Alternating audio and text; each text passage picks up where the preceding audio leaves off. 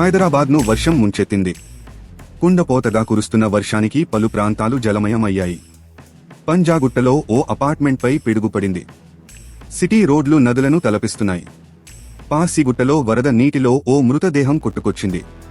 తెల్లవారుజామున మొదలైన వర్షం ఆగకుండా కురుస్తూనే ఉంది. మరో 3 గంటల్లో భారీ వర్షం ముంచెత్తనుందని వాతావరణ శాఖ హెచ్చరించింది. హైదరాబాద్కు ఎల్లో అలర్ట్ ప్రకటించింది. ప్రజలు అప్రమత్తంగా ఉండాలని, అత్యవసరమైతే తప్ప బయటకు రావద్దని అధికారులు సూచించారు. పంజాగుట్టలోని సుఖ్ నివాస్ అపార్టుమెంటు వద్ద పిడుగుపడింది. కారు షెడ్డుపై పిడుగుపడడంతో లోపల పార్క్ చేసిన కారు ధ్వంసమైంది. విద్యుత్ తీగలు తెగిపడ్డాయి. రోడ్లపై వరద భారీగా ప్రవహిస్తోంది. నాలాలు పొంగిపోర్లుతున్నాయి. పార్సిగుట్టలో వరద నీటిలో ఓ మృతదేహం కొట్టుకువచ్చింది. మృతుడిని రామ్నగర్కు చెందిన అనిల్గా గుర్తించారు. మలక్పేట, అజాంపురా, దబీర్పురా వద్ద వరద కారణంగా ట్రాఫిక్ జామ్ ఏర్పడింది. పెద్ద సంఖ్యలో వాహనాలు నిలిచిపోయాయి. రామ్నగర్లో స్కూటీపై వెళుతున్న వ్యక్తి వరదనీటిలో పడిపోయాడు.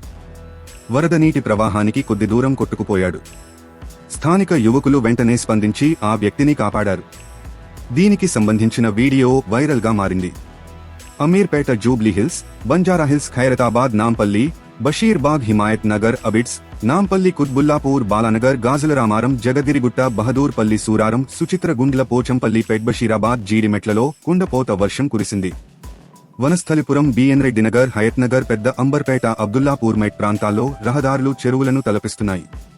ఖైరతాబాద్ ప్రధాన మార్గంలో మోకాలిలోతు వరకు నీరు చేరింది. ముసారాంబాగ్ వద్ద మూసీ నదిలో వరద ప్రవాహం పెరుగుతోంది.